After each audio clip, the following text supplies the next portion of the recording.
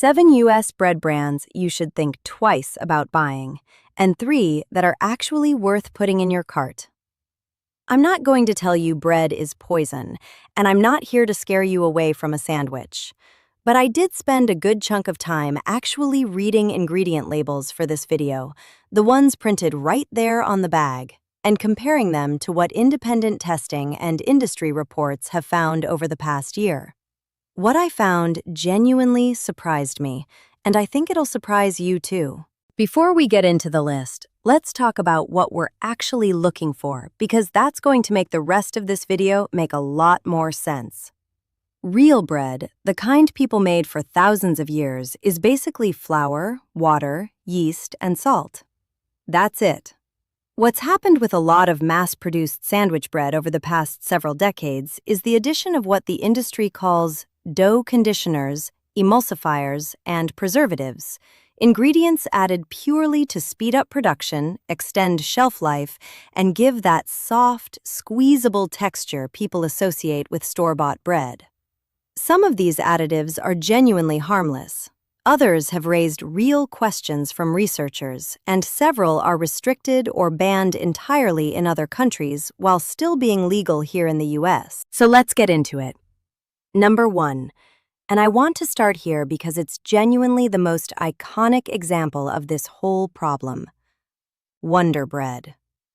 If you look at the actual ingredient label, and I did, you'll find high fructose corn syrup listed as the third ingredient, right behind flour and water.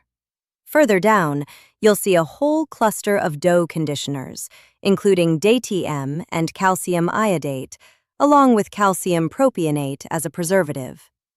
DATEM in particular has drawn scrutiny. A study published years back linked it to heart tissue changes in animal testing, and some healthcare professionals have raised concerns about its connection to digestive issues. To be fair to Wonder, the broader baking industry has been actively phasing out one specific additive, azodicarbonamide, with the American Bakers Association reporting that around 95% of member companies have already eliminated it as of this year. That's genuine progress worth acknowledging, but the high fructose corn syrup and the dough conditioner cocktail are still sitting right there on the label if you check it yourself next time you're in the bread aisle. Number 2. Pepperidge Farm, specifically their conventional, multigrain, and light-style lines. Their light-style 7-grain bread, for example, lists DATEM again, along with calcium propionate and sorbic acid as preservatives. And in some varieties, sucralose, an artificial sweetener, shows up alongside actual sugar. The company does make some genuinely better choices in other parts of their lineup, which we'll circle back to. But their standard sandwich bread lines carry a longer list of processing aids than you'd expect from something marketed with all that cozy, home-style branding on the package. Number 3. Sara Lee's conventional lines.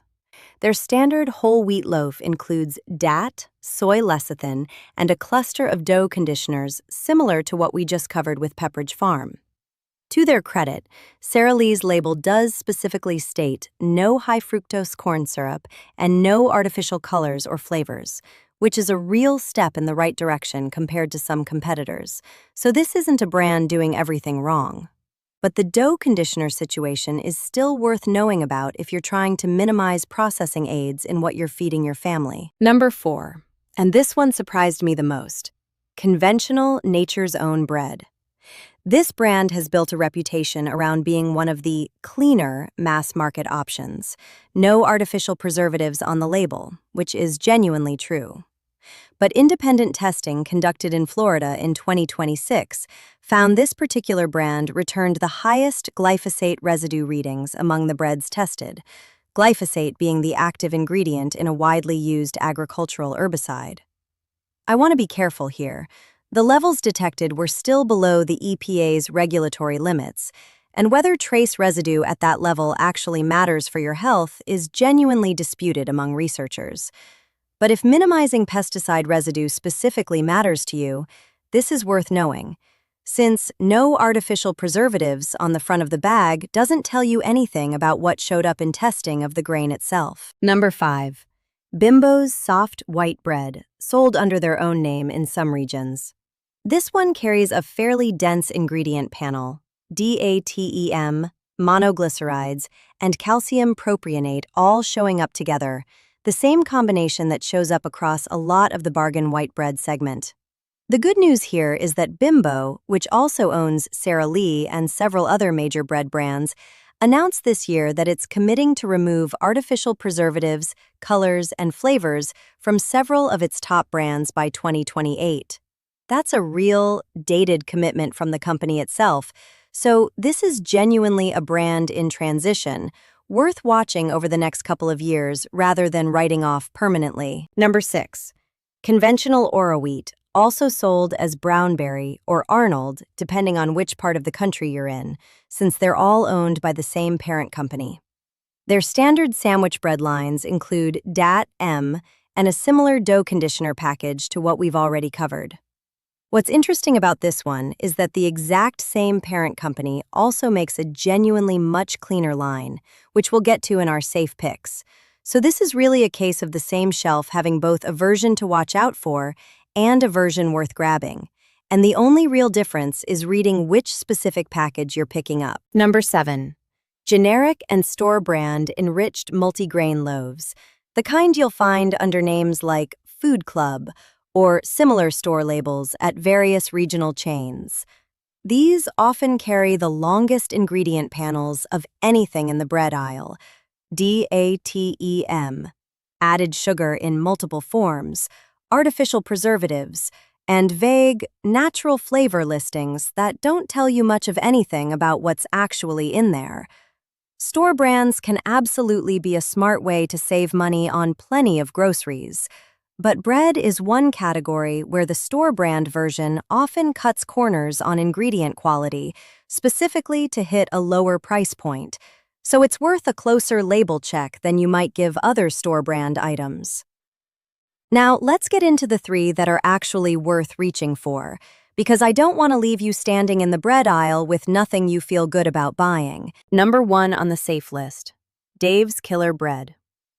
Reading through their ingredient panel, you won't find DATEM, sodium stearoyl lactylate, or any of the chemical dough conditioners that show up across nearly every brand we just covered.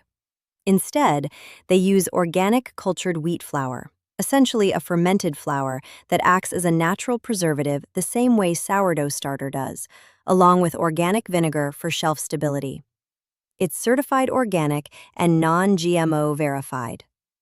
The one thing worth knowing is that it does contain more added sugar than some other clean options, generally a few grams per slice, depending on the variety. So if you're specifically minimizing added sugar, it's worth checking which flavor you're grabbing. Number 2. Ezekiel bread, made by Food for Life. This is genuinely one of the simplest ingredient panels you'll find in the entire bread aisle. Sprouted whole grains like wheat, barley, and spelt, combined with sprouted legumes like soybeans and lentils. And that's essentially it. No added sugar, no artificial preservatives, no flour in the traditional sense at all, since the grains are sprouted and ground while still wet rather than milled into flour. That sprouting process also happens to unlock more of the grain's natural nutrients and creates a more complete protein profile than most bread manages. The trade-off is that because it has no preservatives, you'll typically find it in the freezer section rather than the regular bread aisle, and it has a noticeably denser, chewier texture than what most people are used to, so it's worth trying before you commit to a whole loaf if you haven't had it before. Number 3. And this is the one I mentioned earlier, connects back to our number 6 on the avoid list. Look specifically for Arnold's Organic line, sometimes labeled with phrasing like, "No added nonsense," right on the package. This is the same parent company as the conventional Oro wheat and brownberry products we flagged earlier, but this specific organic line skips the artificial preservatives, synthetic colors, bleached flour, and the DATEM and dough conditioner package entirely. It's a genuinely useful example of why reading the actual label matters more than just trusting a brand name overall, since the exact same company can be selling you 2 very different products depending on which specific loaf you pick up off the same shelf. So here's the real takeaway from all of this. This isn't really about 7 bad companies and 3 good ones in some permanent sense. Several of the brands we flagged today are actively reformulating right now. Bimbo has a public commitment dated through 2028. The wider baking industry has already phased out azodicarbonamide across the vast majority of products, and ingredient panels genuinely do change year to year as companies respond to consumer pressure and regulatory review. The real habit worth building isn't memorizing a permanent list of good brands and bad brands. It's actually flipping the bag over and reading what's printed there before it goes in your cart, since, as we saw with Orowheat and Arnold, the same company can be selling you dramatically different products right next to each other on the same shelf. Before you go, I want to hear from you. Which bread do you usually reach for? And did anything on this list surprise you? Have you already switched to one of the cleaner options we talked about, and how did it compare? Drop your answers in the comments. I genuinely love to hear what you found in your own grocery store. If this helped, don't forget to like, share, and subscribe for more honest breakdowns like this one. And turn on notifications so you don't miss the next video. Thanks for watching, and I'll see you in the next one.